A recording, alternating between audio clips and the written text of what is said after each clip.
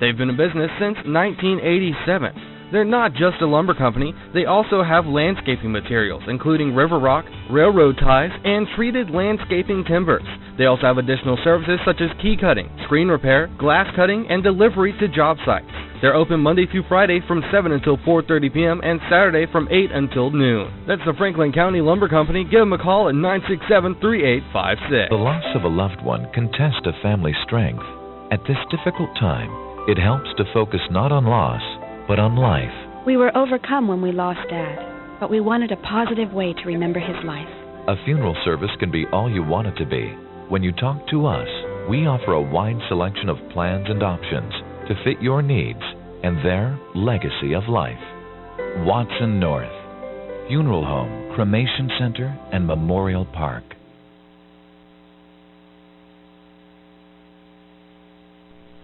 All right, we are back here, and ladies, why don't y'all take over the show? All right, good morning. Welcome to Common Sense Matters. My name is Sandy Rice, and today we'll be talking about gun violence and gun safety, but first a few announcements from the Franklin County Democratic Party. On Tuesday, March 13th, the women will be meeting beginning at 6 p.m. at the Fiesta Grill in Cowan. That's 226 Tennessee Avenue. On March 17th, Saturday, Pat Tabor and Louise Carrington are hosting a tea for a discussion of some women's issues. This will be at the Franklin County Annex, 839 Dinah Shore Boulevard, from 2 to 4, and their guest will be Mariah Phillips. She's running to be our representative for the 4th District in the U.S. Congress. You can also check out Mariah's her website, Mariah4Congress.com. There won't be a general meeting this month, but we'll be meeting at Christopher Smith's house with Christopher Smith at the Estill Springs Community Center at 200 East Brook Road, not his house. That'll be Saturday, March 17th at 5 to 7 p.m. That's a chili supper. We're doing a lot of eating this month because on Saturday, April 7th at 5:30 will be the annual fundraiser. This is a bean supper. Tickets are $10, or you can buy them at the door, or contact Bob Zimmerman, 931-308-7202. We're going to have some candidates running. Come out and meet the candidates running for office this year. Okay, my guest today is Ferris Ralston. She's a native of Tennessee, a retired school and preschool teacher, a portrait photographer, and mother of 2 grown sons. She is a member of the Safe Tennessee Project, a grassroots volunteer-based organization made of physicians, academics, and concerned citizens dedicated to addressing the epidemic of gun-related injuries and gun violence in Tennessee. Ferris has done an extensive amount of reading and research on this subject. Welcome, Ferris. Thank you. Hello. Thanks for inviting me. I want to start with sort of a disclaimer by saying that I am by no means an expert on gun safety, and certainly I am no scholar of either the law or the Constitution. I'm just a regular person who loves children and wants a safer world. The epidemic of gun violence has captured my attention, and I cannot be quiet about it anymore. So I pulled some information together this week for this conversation. So let's go. Okay, we have a lot of things to cover. Our call-in number is 967-2201. Okay, Ferris, do we have a gun violence problem in Tennessee? Yes, Sandy. We have a terrible gun violence problem in Tennessee. Here are some statistics provided by the Safe Tennessee Project. Tennessee is the 12th in the nation for death by firearm. Tennessee is the 3rd most dangerous state according to violent crime data from the FBI. Tennessee is 4th in the nation for women murdered by men, most often with a gun, according to the Violence Policy Center. Over 600 Tennesseans commit suicide each year with a gun, and a 35-year record was broken in 2016. This is according to the Tennessee Suicide Prevention Network. According to the Children's Firearm Safety Alliance, Tennessee led the nation in negligent firearm storage shootings last year. Memphis was ranked number 1 of all U.S. cities for kids unintentionally shot. Nashville tied for 3rd place. In 2016, Memphis had a higher rate of homicide than Chicago, according to police data. In 2017, Knoxville broke a 19-year homicide record, and in Nashville, murders have increased nearly 160% in the last 4 years. Wow. Wow. It doesn't sound like guns are making us safer. Sandy, guns don't make us safer, and before we can really prevent gun violence, we have to dispel some myths about it. We can't prevent every single incident of gun violence, and no one believes that is possible, but the fact is that with common sense legislation, we can prevent many incidents. And Tennessee has a large percentage of gun owners. So if guns make us safer, Tennessee should be an incredibly safe place, as we have more than 250,000 registered gun permit holders here, and 43% of us are gun owners. If guns make us safer, we should see less crime in Tennessee. And if guns make us safer, our country should be safer. Yet we have the highest rate of firearm ownership in the world, with more than 300 million guns, roughly 1 for every citizen. But we still have far more gun murders per 100,000 people than any other country in the developed world. The statistics all refute the claim made by the NRA that more guns make a society more safe. Because it doesn't sound like our gun laws are adequate. Well, a lot of gun rights people like to say that if we would just enforce our existing laws, that they are adequate. But if our gun laws are adequate, then why are citizens in other parts of the world so much safer than we are in the United States? Our gun murders are 6 times worse than Canada's and 30 times worse than Australia's. This is based on data from 2015. Here's another myth that related, that Democrats want to take all the guns away from law-abiding citizens. This is just not true. There's not one legitimate organization, large or small, for gun safety that has for an objective taking all guns away from law-abiding citizens. We all know that the vast majority of gun owners are responsible citizens and law-abiding citizens. Why would we want to do that? I've heard a lot of people say that gun control measures take guns away from law-abiding citizens, but the criminals can still get them. Well, that is a myth. According to the Department of Safety and Homeland Security, in 2016, 3,200 handgun carry permits were denied, and 2,400 permits suspended or revoked. Law-abiding citizens should be relieved by these enforcements for our common safety. The Law Center to Prevent Gun Violence says that lax laws too often make it easy not only for the good guys to get guns, but also for the bad guys to get guns. And the evidence is overwhelming that more guns and more relaxed gun laws lead to more violent deaths and injuries. Okay, thank you.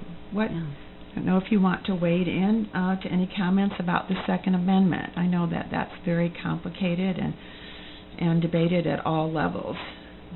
I would just like to share something about the Second Amendment related to the military-style weapons. I thought that this was very plainly spoken, and so I would like to include a quote from Ari Melber this appeared in the Washington Press.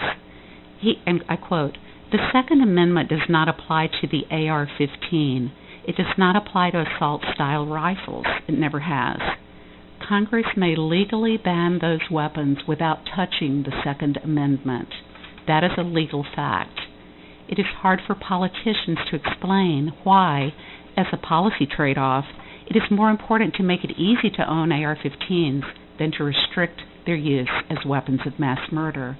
So politicians talk more about the Second Amendment than these weapons. The Supreme Court has never ruled that the Second Amendment protects AR-15s or any individual right to weapons of war. The Supreme Court has repeatedly rejected even hearing cases trying to get Second Amendment protections for those kinds of guns. In fact, it did so 3 times in the past 3 years. He continues, if someone tells you that we have to live with these weapons because of the Second Amendment, they either don't know what they are talking about or they think you don't.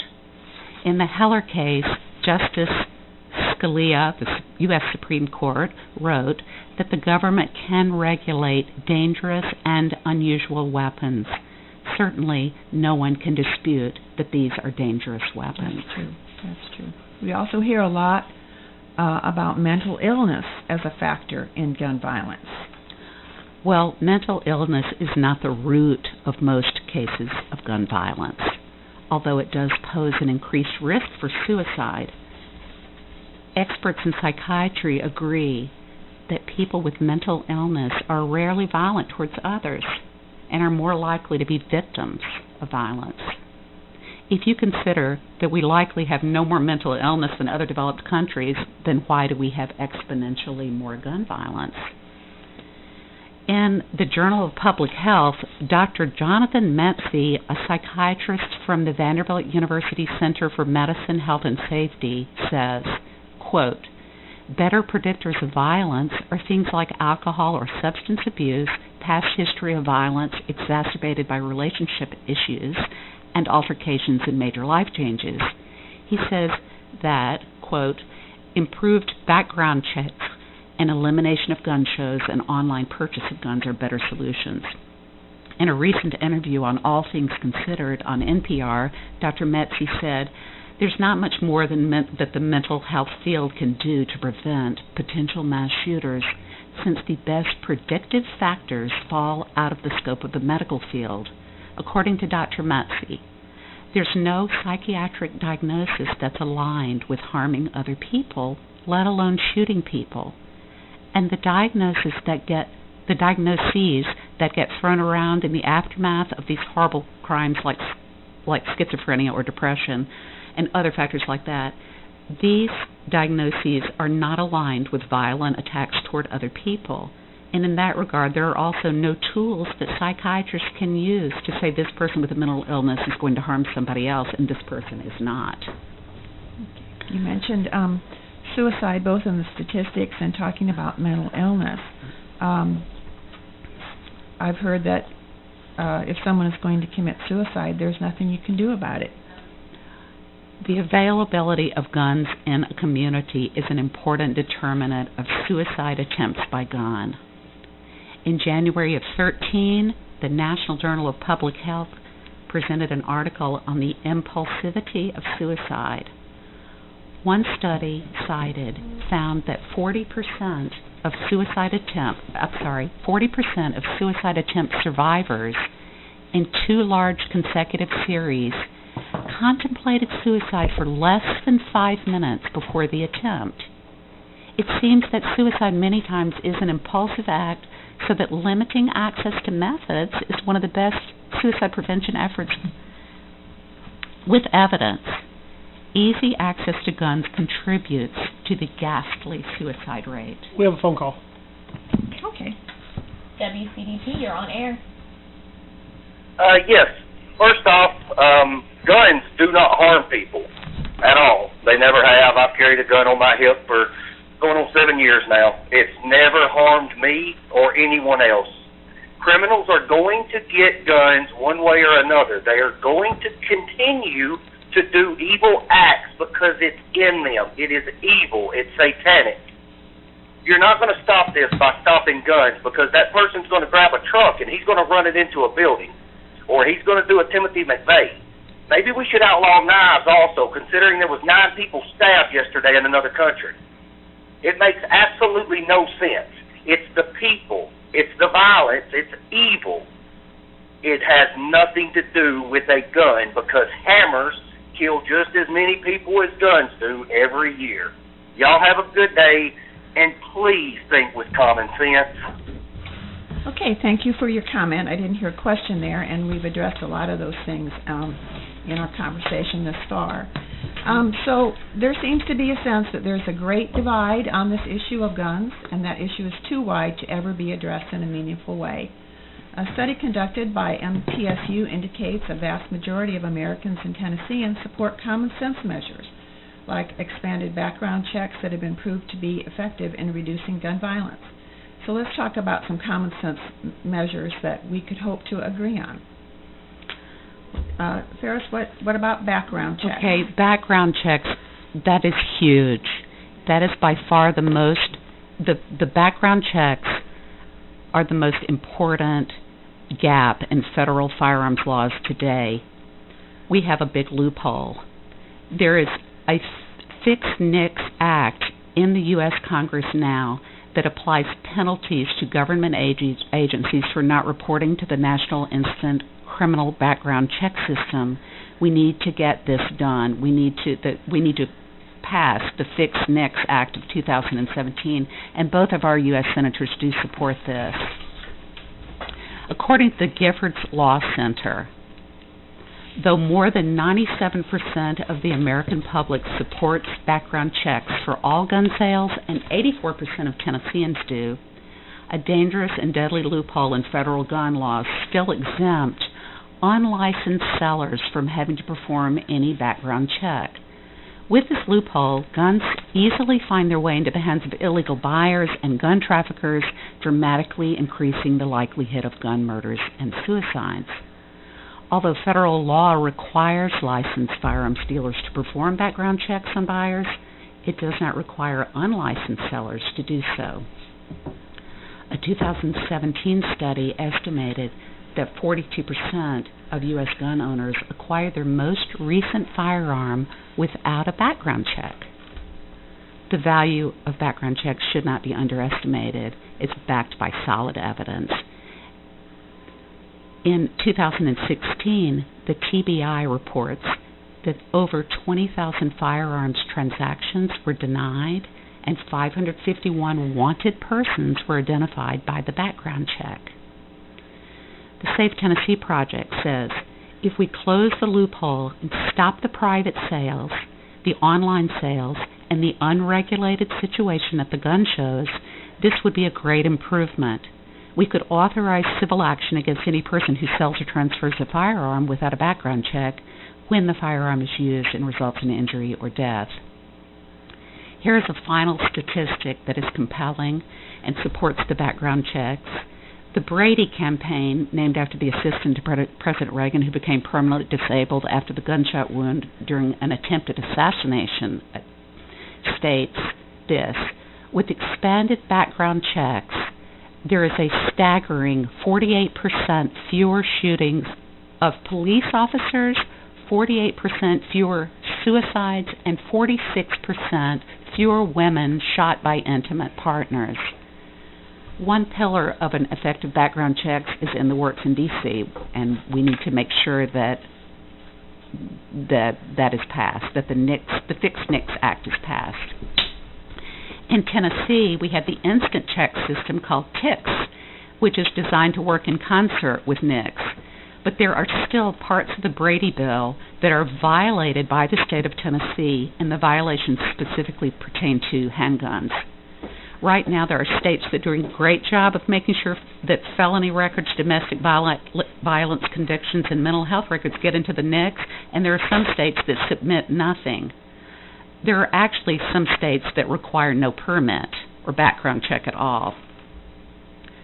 Common sense measure, another common sense measure, would you like to move on? Okay. I think this is something I'm thinking about the caller too, and that's the area of safe storage. Can you talk a little bit more about safe storage of guns and ammunition? Yes. One common sense proposal that I've read a lot about is the safe storage proposal, and this shouldn't offend anyone, I hope. A statistically significant association exists between gun availability and the rates of unintentional firearm deaths, homicides, and suicides. On a national scale, in a typical year, more preschoolers are shot dead in America, about 75, than police officers are. In Tennessee, we have the worst record in the entire country for innocent children being killed by firearms that have been negligently stored. As I said earlier, Memphis is ranked for first place for kids unintentionally shot, and Nashville tied for third for the whole country. In 2017, 13 children in Tennessee died when they unintentionally shot themselves or were shot by another child. Of course, we should support firearm safety for children, but we still have to acknowledge, Sandy, that no amount of training is a substitute for safe and responsible storage of firearms. And parents aren't always aware of what their children are doing. Storing guns responsibly can not only prevent unintentional shootings, but it can also prevent teen and tween firearm suicides and guns being taken to school. Most school shooters bring guns from their homes. Safe storage can also prevent theft. Trigger locks, lock boxes, gun safes, and safe storage legislation are encouraged by the American Academy of Pediatrics. Guns and ammunition should be stored separately, especially when children are in the house. So there seems like there's a big consensus that safe storage is a very important way to prevent gun deaths, especially in children. Back to mental health issues. What are red flag laws being proposed? Okay. Yes, a red flag law is a law that does not focus on a mental health diagnosis, but rather on a dangerous behavior. You have another caller. Okay. Go ahead. We'll come back to this, Ferris. WCDT, you're on air. To the ladies, y'all were just talking about preschoolers being shot accidentally and the safety of children. Yes. What are your views on abortion and Planned Parenthood? If you want to save children, are y'all for abortion? Let's stick with the topic. Let's stick with today. the topic Yeah. today. Thank you for your call. The topic is you was just worried about children. That's the topic. You just said that. You stated that you were worried about gun violence and the children being affected by that. Abortion, but you're willing to murder right babies in the womb. Abortion and right Your ideology is absolutely backwards. If we Read the Bible, please. If we could finish making our proposals to make the society safer. We were on red flag laws. Yeah. So I was just saying that that red flags focus on a mental, not on a mental health diagnosis, but rather on dangerous behavior. And these are great laws where law enforcement officers, or in some cases family members, can petition a court to temporarily take guns from people who pose a danger to themselves or others. The person is temporarily prohibited from purchasing and possessing guns. The restraining order might last for a few weeks, and then there would be a hearing in which a person could respond to evidence. A judge could issue a final order that typically lasts up to a year and could be renewed. The restraining orders also allow the police to restrict the person from buying new guns.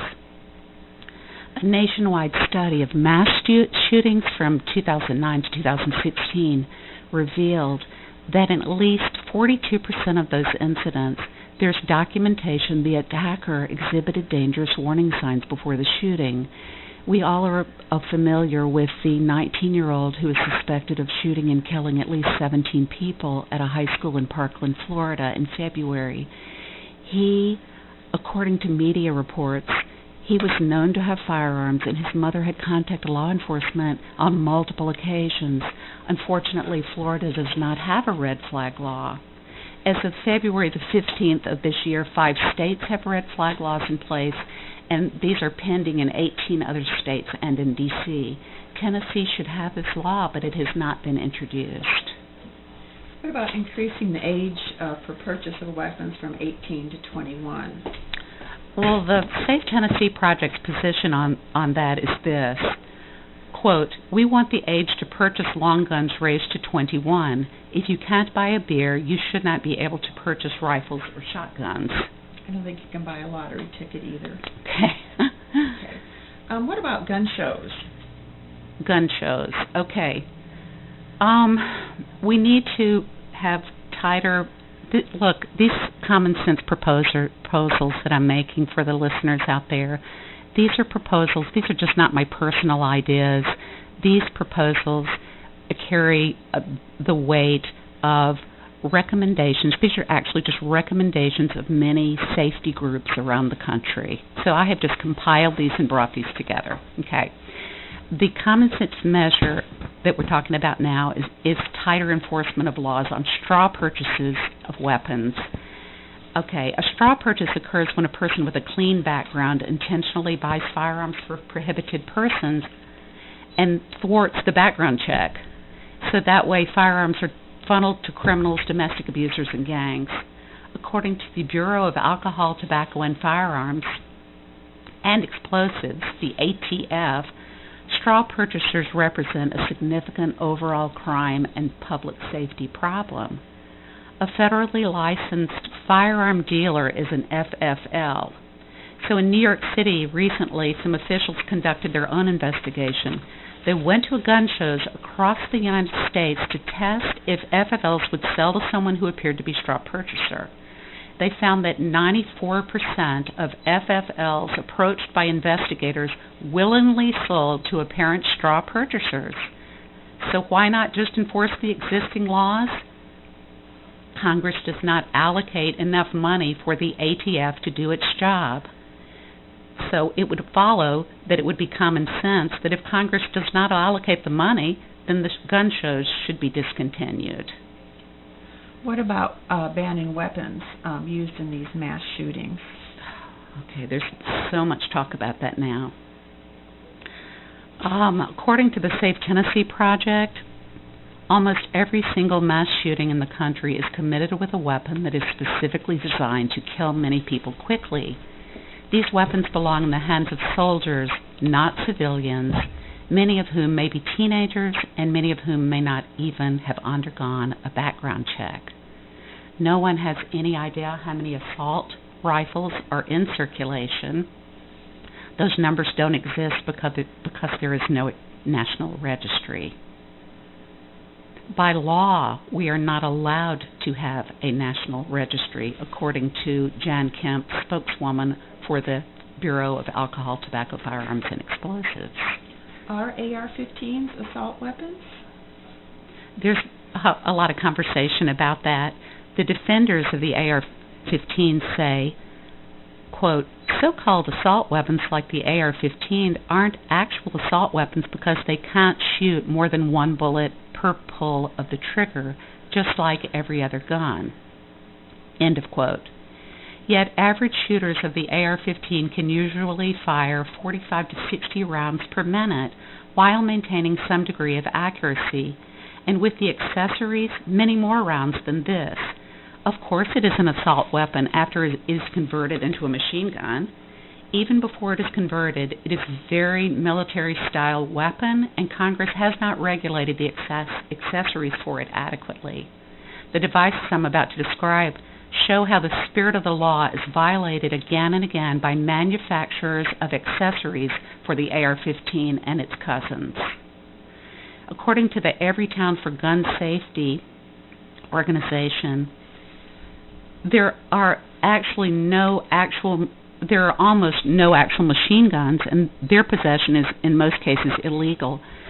So there's a growing market for firearm accessories that can convert semi-automatic guns into machine guns. Machine guns are defined by the federal law as firing more than one shot with a single function of the trigger. There are several kinds of legal devices that exploit a gap in the federal law.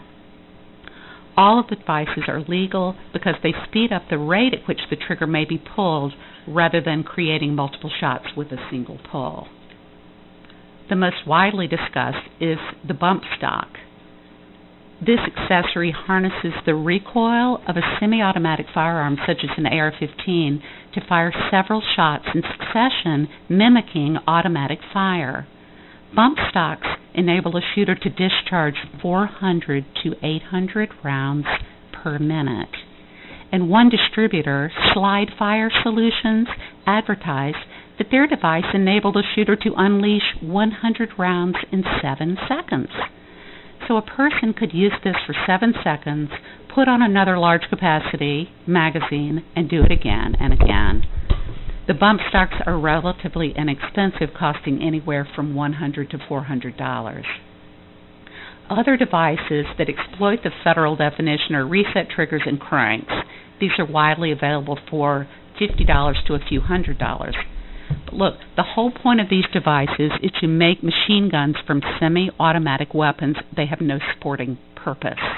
Sounds like it's a little bit more lethal than a knife. We have another caller, Ferris. Go ahead, please. Yes, ma'am. Uh-huh. I can make 2 comments. Okay. They keep talking about the ARs. I spent 28 years in the military. Uh-huh. That weapon is no more dangerous than you can get a kid out here with an automatic or a pump shotgun with double lock. He's going to kill just as many people. And I just can't say it. Most of the congressmen up there, like Feinstein and all, when they start talking about weapons in a couple of incidents, they have weapons lay out in front of them, and they know that no difference between an AR-15, a Mini 14, or a Remington 30-06, 94. There's no, it's not the weapon. Right. Most of it right now is it all starts at home with mom and dad. Okay. You watch these things on TV, you know, the teenagers and the college students out on have no respect for themselves or anybody else around them, and they don't even know why they're demonstrating. Okay.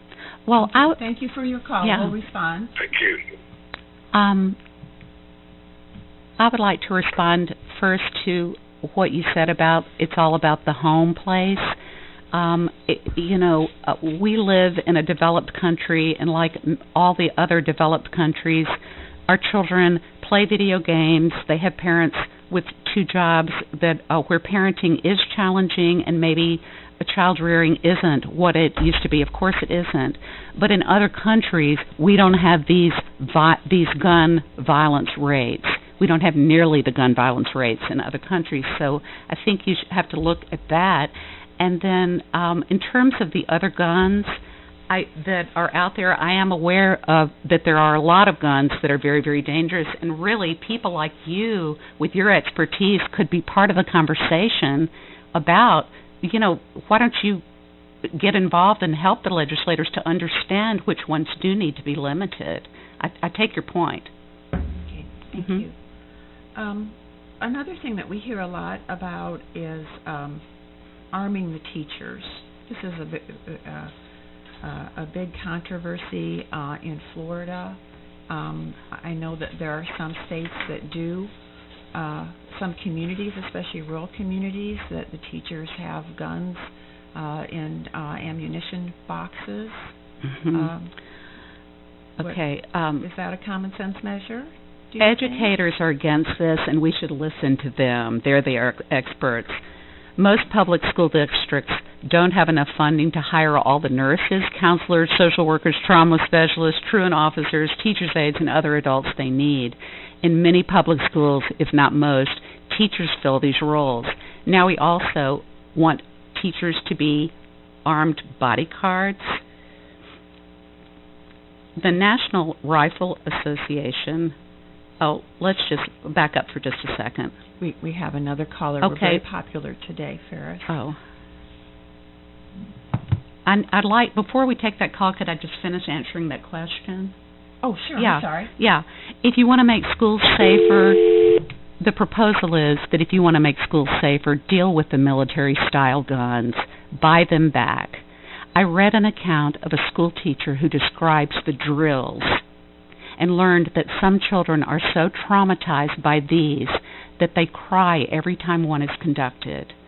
In one story, a little boy told his mother that he and his friend volunteered to push the table in front of the classroom door during drills.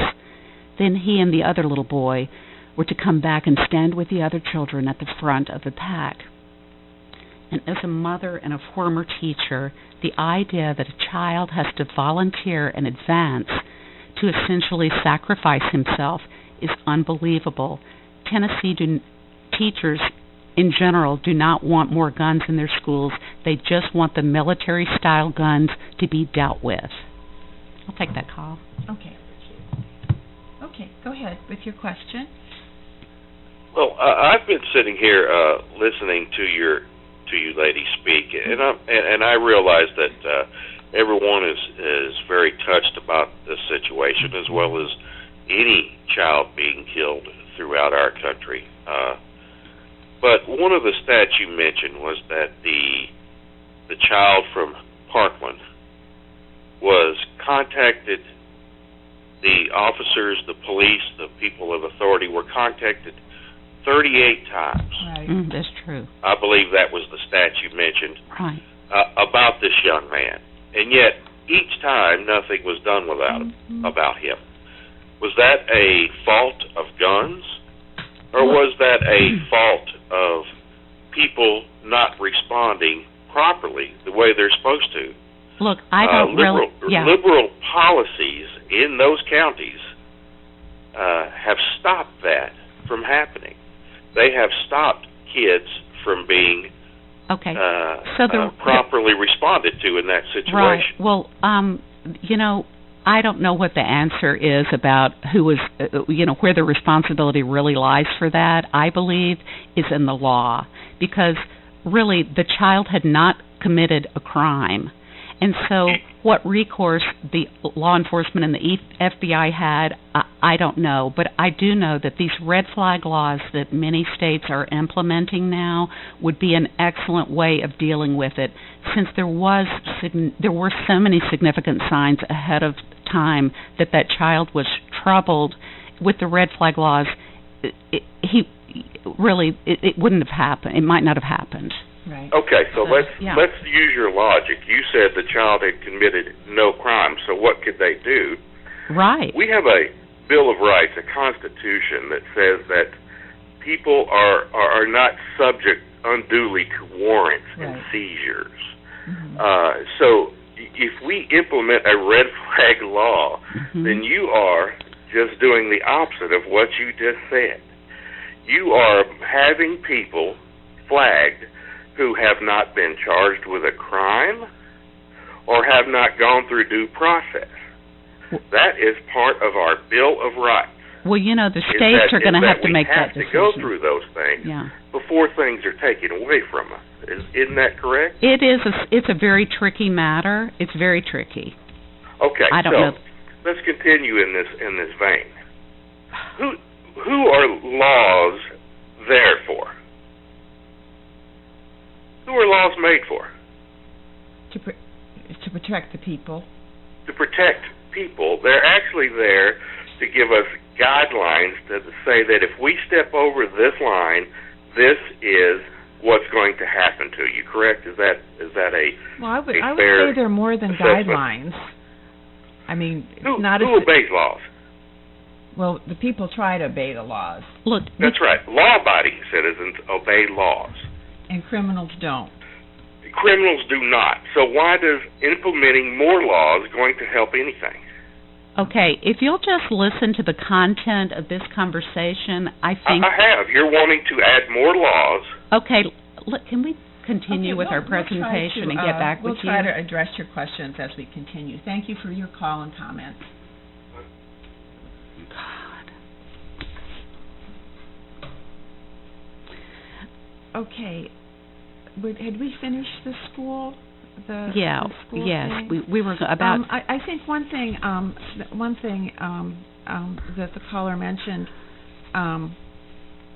that I had wondered about is that there were a lot of calls and reports and children knowing that this guy was up to something, but he hadn't actually done anything yet.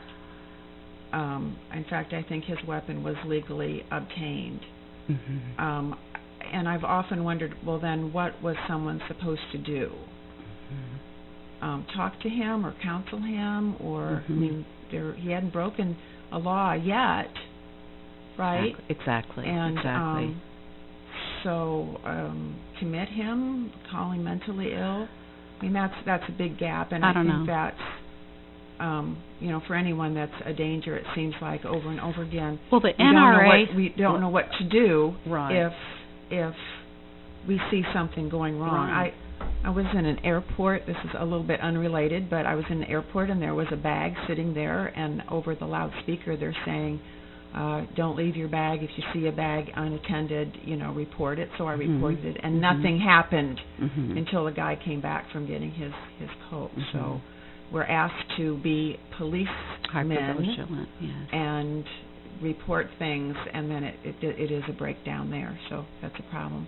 I also think there's so many guns, and in 2 weeks we're going to be talking about the opioid crisis, and one comment is there's so many drugs out there to get, and there's so many guns out there to get, and if you're troubled or mad, it's easy to either kill that pain with drugs or get a gun and let people know that you're not going to put up with it any longer. Did we finish with teachers? We finished with teachers. There was another common sense proposal I wanted to talk about, and that is that that if our legislature, let's just back up a minute. We were talking about schools. The National Rifle Association has a very powerful voice in all of these debates. Okay, so they say we don't, let me just move out of there. Let's just move out of there. It would be really so awesome if we could sort of finish this presentation and take our calls at the very end. Do you think we could do that? We got a caller right now. Well, okay. Well, let's go ahead and take that, and then we can do some summary. Go ahead. Yes. What makes a weapon or a firearm an assault weapon? Oh, that's a good question. Can you answer that? Thank you for your call. My understanding is that assault weapons, good heavens, I don't know how to answer that. I think an assault weapon is a weapon for killing. It's a military-style weapon. What was his question? What makes an ordinary assault? What makes a rifle an assault rifle? Oh, okay. Do you know the answer? I don't know the answer to that. What makes assault? I don't know what he means. Assault's actually it's an adjective. It's not a. It's not a description. Yeah, it's not. It's like AR. Do you know what AR stands for? For an AR-15? I can't remember. It's not automatic rifle. No, it's not. Armalite rifle. It's yes, the it doesn't. Company that actually created the rifle. Right. That's what the AR stands for. Right. So, can we talk a little bit about gun legislation in Tennessee? Okay. Have there been any common sense laws? Okay. On the books. I want to go back. There have been too many laws. Before the end, but go ahead. Okay. Let me see. Generally, legislative sessions are, in Tennessee from mid-January through about May of every year, and we're in the middle of the session. To date, in Nashville, there have been no laws made, but this is what has happened, and I'm quoting the Safe Tennessee Project, who just summed it up very well. There have been several bills to further deregulate and a handful of bills to regulate. They say this year, lawmakers have filed a bill that would allow anyone with a permit to carry a loaded handgun anywhere they want, to Titans games, Predators games, hospitals, and more. They filed a bill to allow people without gun permits, without even so much as 8 hours of training or a required background check, to carry loaded handguns in our communities and around our families. They filed a bill to allow people to carry guns in unsecured parts of airports, leaving airport travelers in baggage claims with no way of knowing whether a person with a gun sticking out of the pocket is a law-abiding citizen or a possible mass shooter. the inaction in Tennessee is played out over much of the country. As of March the 5th, only one state had tightened firearm regulations since the mass shooting on February the 14th. Then yesterday in Florida, though, state lawmakers did pass a gun bill that would raise the minimum age limit, put in a 3-day waiting period, and ban bump stocks, among other things. This shows that pushback does work, but still these are small steps. There are a few states making common sense laws like Oregon, Connecticut, Rhode Island, and California. And Tennessee, I would say, is not the model state for safe legislation for guns. I think that in talking about laws and rights in the Constitution, as a U.S. citizen, I want to be able to exercise my right to not have a gun. I think I have a right to be free and safe as I walk around in our communities. I'm tired of seeing children being gunned down in schools, people in churches, nightclubs, and concerts, just out having a good time, killed by more than a knife could do, again. Mm-hmm. That's right. Multiple rounds, multiple people. And we hear the statistics and pay more attention to, I think, the people that are killed and not those who are injured. Right. I think if you follow the congressman that was shot at the baseball game, right. My background is in medicine, and to follow his progress of how these bullets damaged him, although he is very much a gun proponent, and that was just one of those things. I feel that after the Parkland shooting, it was just a couple of days before bereaved students were called actors. They must have been paid for acting the way.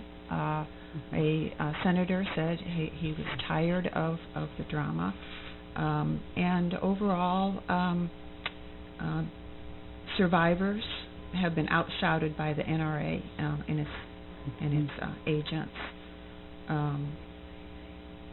I've been called as asking for gun control, common sense measures, that I'm a socialist, lying in wait, making lists to deny citizens the basic That's freedoms. And I'm a little tired of that. And that's why we've done this show today. Right. We love this country. It's not that we're trying I'm tired of being told I don't love the country. Yeah, I love this country so much. So, the NRA wants everyone. Look, 90% of Americans don't have a problem with mandated background checks, but the NRA opposes it, and they prevail. 8 in 10 Americans favor legislation banning assault-style weapons, but the NRA fights against it, and the NRA prevails. Why does the majority not control what happens in our legislature? Because the NRA is really the legislators are working for the NRA, not for us. And so my proposal is that you follow the money and you vote out people who are just working for the NRA. Read about it. So as we are in our final minutes, Ferris, what can we do as concerned citizens, parents, children, teens, teachers, police officers? We haven't talked much about them. Right. Or women do about this issue. It's in the news every day, every week. In my opinion, my ideas are, first, look at your children and your grandchildren and think about it. Consider that guns are the third leading cause of death for them, for our children in this country, and decide if that's okay with you. If it is not okay, get busy. You can get online and read about what the great organizations are already doing. You can join one for free, or you can make a donation. You can follow them and receive their articles. The Safe Tennessee Project is a great source of information for what's happening now. It sends out notices of bills currently in committees in Nashville, explains the impact of the bills, and makes suggestions for the support or opposition to them. The Safe Tennessee Project even sends updates on committee hearings prior to the updates on the Tennessee government sites. For information about what's happening on a more national level, there are 3 great organizations that I've been using. The Brady Center to Prevent Gun Violence is one. Everytown for Gun Safety is an excellent one. And Gifford's Law Center to Prevent Gun Violence. A third point I might make is look at how you personally safeguard the children, tweens, and teens in your home from being the next victims. Investigate safe storage. Ask the parents of your children's friends if they have guns and if they are locked up, and make sure that their friends' parents' priorities are in order. A fourth point, pick up your cell phone and add the phone numbers of your elected officials into your contacts. Then you can easily contact them and weigh in on your wishes. Be involved. Vote out the legislators that work for the NRA. You got another caller on 1-3. Great. Okay. We have, about 3 minutes? Yeah, about. Okay. Good. 3. Line 3? Okay. Good morning. Good morning. I'd like to thank you ladies for trying, and I do not see the necessity for having an assault weapon in the home. Thank you, ladies. All right. Thank you. We know you love your children. Okay. I'd like to end with a quote by Margaret Mead. Never doubt that a small group of thoughtful, committed citizens can change the world. It's the only thing that ever has. That's our caller on 1. Okay, we have a couple minutes. Go ahead. Yes, I just want to commend you ladies for trying to provide real common sense solutions to the gun problem we have in this country. I've listened to the previous callers and it seems to me their solution is just to deny we have a problem and nothing needs to be done about it. That couldn't be further from the truth.